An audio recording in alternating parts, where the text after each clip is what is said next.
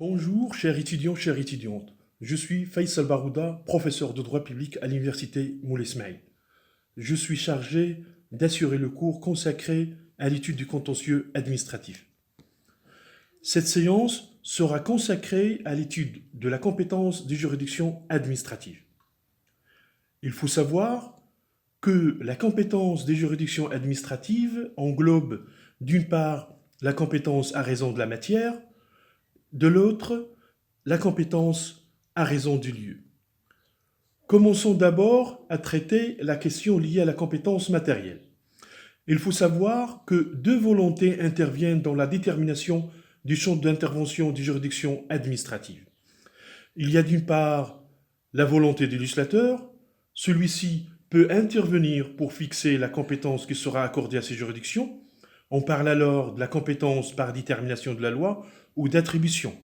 De l'autre part, il y a celle du juge administratif, qui peut, via des critères jurisprudentiels et sans l'aval du législateur, contribuer à l'étoffement de son champ de compétences. Et c'est là, il faut le reconnaître, l'une des spécificités du contentieux administratif. Qu'en est-il maintenant de la compétence matérielle à l'initiative du législateur ou fixée par la loi? Il faut savoir que cette compétence est fixée en principe par l'article 8 de la loi instituant les tribunaux administratifs. L'article 8, en réalité, il fixe le champ d'intervention du juge administratif. On peut dire qu'il fixe le bloc de compétences attribué aux juridictions administratives. Il s'agit du recours en annulation pour excès de pouvoir, des litiges relatifs au contrat administratif, du contentieux de la responsabilité administrative, des litiges nés à l'occasion de l'application de la législation et de la réglementation des pensions et du capital d'essai des agents de l'État, des collectivités locales, des établissements publics et du personnel de l'administration de la Chambre des représentants. Du contentieux électoral et fiscal, du contentieux lié à l'expropriation pour cause d'utilité publique, du contentieux relatif au recouvrement des créances du Trésor, du contentieux lié à la situation individuelle des fonctionnaires et agents de l'État et des collectivités locales et des établissements publics, et enfin de l'appréciation de la légalité des actes administratifs. L'énumération que je viens de citer nous révèle qu'en dépit des efforts fournis en la matière, le bloc de compétences tel qu'il est développé demeure incomplet. On peut relever d'une part l'existence d'une catégorie de contentieux insuffisamment développée, de l'autre une catégorie de contentieux qui a été purement et simplement marginalisée. Prenons maintenant le cas de la catégorie de contentieux marginalisés. On entend par la catégorie de contentieux marginalisés la masse des contentieux qui n'a pas été prise en considération par les rédacteurs de la loi instituant les tribunaux administratifs. Cette catégorie comprend le contentieux de la répression, les attributions non contentieuses et enfin le contentieux de l'interprétation. Qu'en est-il d'abord du contentieux de la répression? On doit savoir qu'en principe, la répression administrative fait partie des attributions de l'administration. Cependant, pour que les droits de l'individu ne soient pas mis en danger, certains pays ont considéré qu'il serait opportun, même nécessaire, de confier une partie de la fonction répressive au juge administratif. Une solution qui semble malheureusement échapper aux rédacteurs de la loi instituant les tribunaux administratifs. Par contre, en droit comparé, deux modèles ne semblent édifiants en la matière. Il s'agit du modèle français et celui de l'Égypte. En France, le juge administratif est chargé de la répression des contraventions touchant le domaine public. comme par exemple la prise d'eau non autorisée, l'extraction du sable sans autorisation, les dommages causés par les navires dans les ports, les contraventions des chemins de fer. S'agissant du cas égyptien, c'est les tribunaux disciplinaires régis par la loi numéro 47 de 1972 relative à l'organisation du Conseil d'État sont les seuls qui peuvent prendre la décision liée à la mise à la retraite ainsi que la révocation du fonctionnaire. Deuxième remarque est liée cette fois-ci aux attributions non contentieuses. Effectivement, les attributions d'ordre consultatif ne figurent pas aussi parmi le bloc de compétences attribuées aux juges administratifs marocains. Au Maroc, l'exercice de cette fonction est assuré, bien évidemment, par le secrétariat général du gouvernement. C'est ce ministère qui joue le rôle de conseiller juridique du gouvernement. Par contre, si on fait référence au droit comparé, cette mission est traditionnellement confiée aux juges administratifs. Là, on peut citer l'exemple français. Le Conseil d'État contrôle tous les maillons de la production juridique. Il est obligatoirement consulté sur les projets de loi, il est obligatoirement consulté sur le projet d'ordonnance, ainsi que sur le projet des décrets. Encore, le Conseil d'État français donne des avis facultatifs et obligatoires dans différents domaines. Je cite l'exemple lié à la reconnaissance de l'utilité publique d'une association. En Tunisie, le tribunal administratif jouit aussi d'une compétence consultative obligatoire en matière de projets de décret à caractère réglementaire. En Égypte aussi, en vertu de l'article 190, la Constitution de 2014 précise que le Conseil d'État est seul compétent pour donner des avis sur les questions juridiques au profit des autorités. Nous arrivons à la troisième remarque, liée à la catégorie marginalisée, à savoir l'absence du contentieux de l'interprétation. Ici, il faut dire qu'aucun passage express dans la loi numéro 41/90 instituant les tribunaux administratifs ne semble attribuer aux juges administratifs le soin de connaître du contentieux de l'interprétation. Ce sont là l'ensemble des remarques liées à la catégorie de contentieux marginalisé. Maintenant, nous arrivons au point consacré à l'étude de la catégorie de contentieux insuffisamment développée. Il faut savoir que dès les premières années d'entrée en fonction du tribunal administratif, l'article 8 de la loi numéro 41/90 suscitait deux interprétations diamétralement opposées. Il y avait d'une part une position doctrinale et jurisprudentielle proposant l'adoption d'une interprétation constructive, de l'autre part une tendance doctrinale soutenue par la jurisprudence proposant l'adoption d'une lecture restrictive de l'article en question. Il faut rappeler que ce débat fructueux portait surtout sur le contentieux contractuel, le contentieux de la responsabilité administrative, le contentieux fiscal, le contentieux électoral et enfin la voie de fait liée notamment au contentieux de l'expropriation. Commençons d'abord par le contentieux contractuel. Comme on l'a signalé auparavant, l'article 8 de la loi numéro 41/90 instituant les tribunaux administratifs a prévu la compétence en matière des contrats administratifs.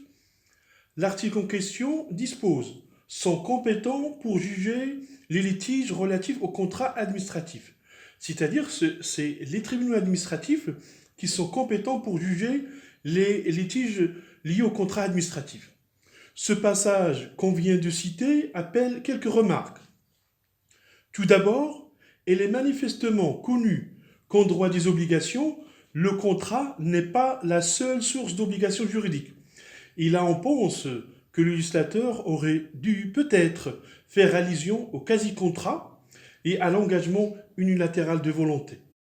Le fait que le législateur a attribué les contrats administratifs aux juridictions administratives nous amène à traiter la question liée à la typologie. Il faut savoir qu'en droit administratif, et généralement au niveau de la théorie du droit administratif, on doit faire la distinction entre deux types de contrats. Il y a les contrats de nature jurisprudentielle et il y a les contrats par détermination de la loi. La question qui se pose maintenant, qu'est-ce qu'un contrat administratif par détermination de la loi et qu'est-ce qu'un contrat de nature jurisprudentielle? On va dire d'une manière trop simplifiée que le contrat de nature jurisprudentielle, c'est le contrat dont la qualification est déterminée par le juge, alors que le contrat par détermination de la loi, c'est le législateur qui décide de cette qualification.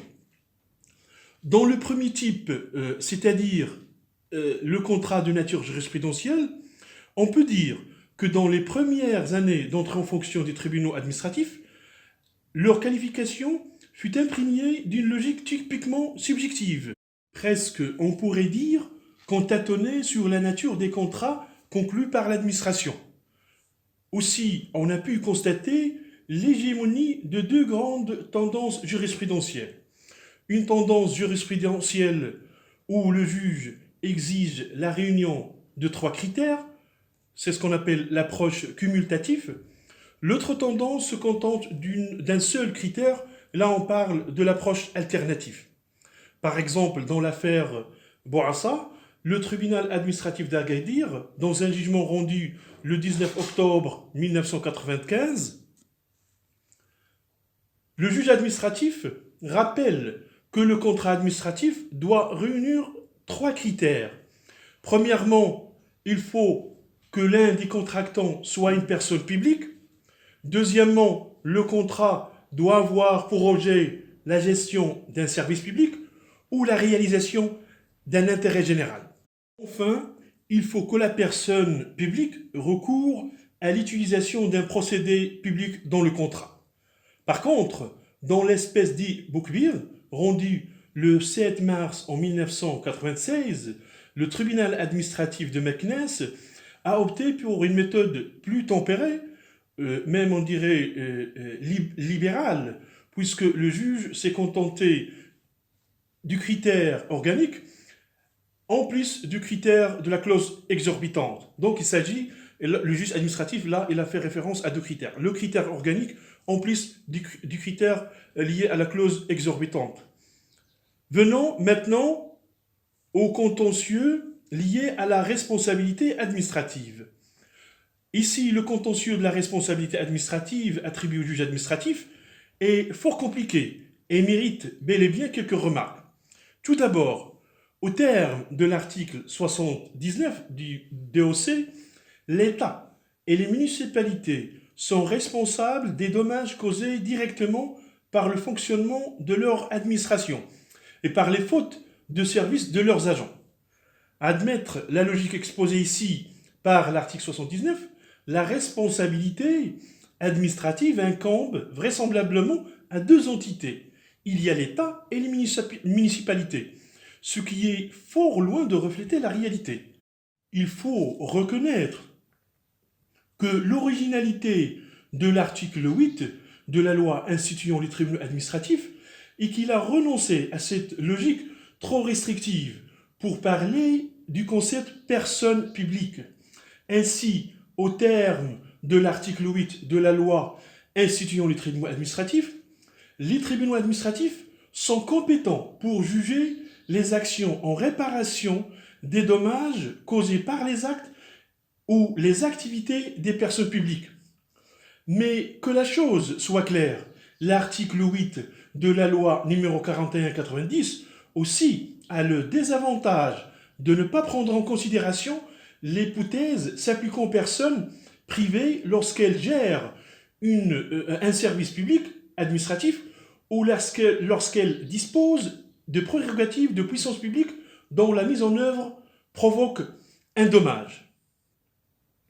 Il faut noter aussi que le législateur emploie indifféremment le concept dommage au lieu du préjudice, alors qu'ils sont conceptuellement distincts.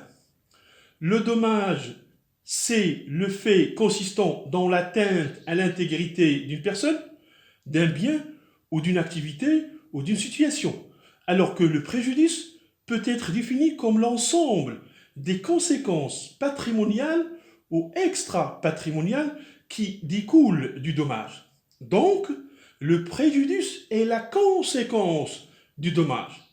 Par ailleurs, les rédacteurs de la loi numéro 41-90 n'ont pas pris en compte que parfois la responsabilité des services de l'État n'est pas toujours due à son activité, mais aussi à son inactivité. C'est d'ailleurs une hypothèse déjà prévue en droit comparé. Et là, je fais référence au cas espagnol. L'autre curiosité de l'article 8 est que celui-ci exclut de la compétence des juridictions administratives les dommages causés sur la voie publique par un véhicule quelconque appartenant à une personne publique.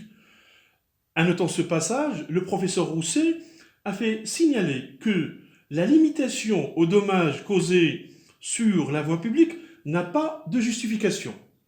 Enfin, s'agissant cette fois-ci de l'identification liée à la faute, le DOC propose le schéma suivant. Il y a une faute de service prévue par l'article 79. Celui-ci précise que l'État et les municipalités sont responsables des dommages causés directement par le fonctionnement de leur administration et les fautes de service de leurs agents. Quand il y a faute de service, la victime peut attaquer l'administration devant le juge administratif. Par contre, l'article 80 pose les fondements de la responsabilité personnelle du fonctionnaire. L'article 80 du DOC précise: les agents sont personnellement responsables des dommages causés par leur dol ou par des fautes lourdes dans leurs fonctions. L'existence d'une faute personnelle a pour corollaire de principe d'impliquer la responsabilité pécuniaire de l'agent quand on est l'auteur devant le juge judiciaire. Donc cela implique en réalité la compétence du juge judiciaire. Dans son jugement rendu le 30/12/2001, le tribunal administratif de Meknès a eu l'occasion de confirmer la signification de l'article 80 du DOC. Et là, je vous cite le contenu de ce jugement. C'est un jugement très intéressant puisqu'il permet d'expliquer qu'est-ce que la faute personnelle et quelles sont les implications de la faute personnelle. Je vous lis le jugement. Attendu que si le requérant a tout le droit de réclamer réparation du préjudice subi, il reste essentiel de déterminer l'auteur du préjudice, à qui revient la charge de responsabilité. Autrement dit, cette responsabilité est-elle une responsabilité de service, imputable à l'administration seulement, et dans ce cas, c'est elle qui versera la réparation, et la compétence relève donc de l'ordre administratif, ou bien la responsabilité est une responsabilité personnelle imputée à l'agent. Dans ce cas, l'exécution portera sur son propre patrimoine et la compétence revient à l'ordre judiciaire. Attendu qu'il est admis par la doctrine et la jurisprudence de qualifier la faute comme personnelle si l'acte dommageable était imprimé de caractère personnel, animé par la mauvaise intention du fonctionnaire lorsque celui-ci exécute les obligations du service. Attendu qu'il appert des pièces du dossier, qu'il s'agit d'un litige personnel entre le requérant et sa divorcée, occupant le poste de secrétaire au tribunal, que cette dernière reconnaît qu'elle s'est emparée de l'acte, ordonnant la cessation de l'état d'indivision, attendu qu'il apparaît Des faits précités, le comportement de ladite fonctionnaire visant la satisfaction d'un intérêt personnel détachable de sa fonction est une faute personnelle. Donc, le requérant aurait dû former son recours dans le cadre de la faute personnelle et les règles de la responsabilité personnelle de l'agent. Conformément aux dispositions de l'article 80 du DOC, le tribunal se déclare incompétent. Certes, confronté à la jurisprudence fournie par le juge administratif français, ce jugement présente l'inconvénient d'adopter une position périmée.